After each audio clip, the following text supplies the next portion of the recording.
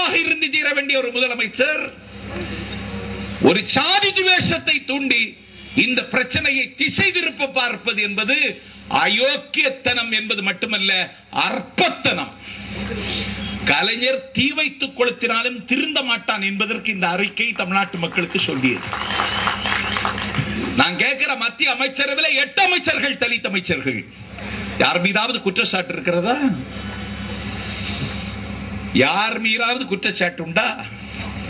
யாராவது களங்கப்பட்டு நிற்கிறார்களா? இல்லையே. உங்க ஆள் மட்டும்தானே நிற்கிறார். என்ன தைரியம் அவருக்கு? ராஜினாமா செய்ய மாட்டேன்னு எப்படி சொல்லலாம்? ராஜினாமா செய்ய வேண்டிய நிர்பந்தம் வந்தது.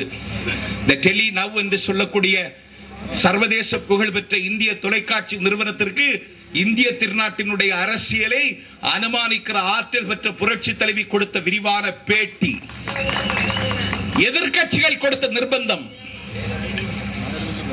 இந்த நாட்டினுடைய ஊடகங்கள் செய்திருக்கின்ற மிகப்பெரிய சேவை எல்லாம் சேர்ந்து ஒரு நெருக்கடி தந்ததற்கு பிறகு அவர் ராஜினாமா செய்தார். ராஜினாமா செய்துவிட்டு வருகிறார். சென்னை விமான நிலையத்தில் சிரித்துக் கொண்டே வருகிறார். அவருக்கு இவர்கள் வரவேற்பு கொடுக்கிறார்கள். எனக்கு தெரிந்த ஒரு பத்திரிகை நண்பனிடம் கேட்டேன். நான் ஒரு 10,000 ரூபாய் நிஜாம் மாமாட்ட வாங்கிட்டேன், ஒரு செக்கு கொடுத்துட்டேன், செக்குக்கு ரூபா போடல. நிஜாம் மாமா கொண்டு போய் காவல் நிலையத்தில் புகார் கொடுத்துட்டார். போலீஸ் என்னை கைது செய்து 10,000 ரூபாய் நாஞ்சில் சம்பத்து மோசடின்னு சொல்லி நான் கோர்ட்ல இருந்து வெளியே வரும்போது 10,000 ரூபாய் மோசடி பண்ணணுங்கிற அவமானத்தில் துண்டை போட்டு முகத்தில் மூடி மறைச்சிட்டு வர்றேன். 10,000 ரூபாய் மோசடி பண்ணின பாமரனே முகத்துல துண்டை போட்டு மறைக்கிறானே, 1,76,000 கோடி ரூபாய் மோசடி பண்ணவன் சிரிச்சுட்டே வர்றானே, ஏன்னு கேட்டேன். அது வெளியில சொல்ல முடியல. என்ன சொன்னா? ரூபாய் என்கிட்டயா இருக்கு அப்படின்னு கேட்கிறான். அப்படின்னா ரூபாய் அவன்கிட்ட இல்ல.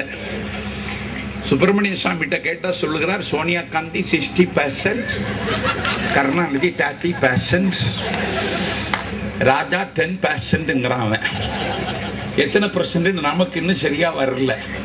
நாடாளுமன்ற கூட்டுக்குழு விசாரணை வச்சா இதுக்கு உண்மை தெரியும், ஊருக்கு உலகத்துக்கும் உண்மை தெரியும்னு சொன்னா நாடாளுமன்ற கூட்டுக்குழு விசாரணை வைப்பதற்கு இத்தாலி அம்மா தயார் இல்லை. அப்ப நம்பர் 1 யார், 2G யார், G என்பதுதான் இப்பொழுது இந்தியா முழுவதும் இன்றைக்கு எழுந்திருக்கிற கேள்வி. ராஜாவை காப்பாற்றி தீர வேண்டும் என்கிற கட்டாயம் கலைஞருக்கு வந்திருப்பது திமுகவுக்கு வீழ்ச்சியின் தொடக்கம். இந்த வாரம் நீங்க இந்தியா டுடே படிச்சா போட்டான், அழகா போட்டான், ராஜா ஒரு அழிவு சக்தின்னு போட்டான். அண்ணா அழகாக சொன்னார், திராவிட முன்னேற்ற கழகம் என்கிற நமது அமைப்பை யாரும் அழிக்க முடியாது நம்மை தவிர.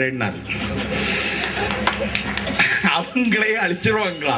அண்ணாவை மாதிரி ஒரு தொலைநோக்கு பார்வை உள்ள தலைவரை உலகத்துல தேடுனா கிடைக்காது. திராவிட முன்னேற்ற கழகத்தை யாரும் அழித்து விட முடியாது நம்மை தவிர. அந்த காரியத்தை கலைஞர் கச்சிதமாக செய்து கொண்டு வருகிறார். ஒரு ஊழல் குற்றச்சாட்டுக்கு உள்ளாக்கப்பட்டால் தார்மீக பொறுப்பேற்று ராஜினாமா செய்வது என்பது அரசியல் ஆரோக்கியம். இந்தியா சைனா யுத்தம் வந்தது. இந்தியா சைனா யுத்தத்தில் 42,000 சதுர கிலோமீட்டரை நாம் இழந்தோம். 42,000 சதுர கிலோமீட்டரை இழந்து வீரத்தில் தீரத்தில் எங்கள் இந்தியா தோல்வி என்கிற பள்ளத்தாக்கில் விழுந்து கிடந்து அவமானப்பட்டு கூனி குறுகி நின்ற பொழுது இந்த தோல்விக்கு நான் பொறுப்பேற்கிறேன் என்றைக்கு டிஃபென்ஸ் மினிஸ்டர் பதவியை ராஜினாமா செய்தான் வி.கே. கிருஷ்ணமேனன். அரியலூரில் ரயில் விபத்து, 6 பேர் இறந்தார்கள். பொறுப்பேற்கிறேன். லால் பகதூர் சாஸ்திரி இந்தியாவின் ரயில்வே மினிஸ்டர் ராஜினாமா செய்தார். சாக்ரா கமிஷன் அறிக்கை பெற்ற 10வது நிமிடத்திலே டி.டி. கிருஷ்ணமாச்சாரி என்கிற நிதியமைச்சர் நேருவின் காலத்தில் ராஜினாமா செய்தார். அன்னைக்கு புயல் கிளப்பியவர் நாடாளுமன்றத்தில் யார்? பெரோஸ் காந்தி.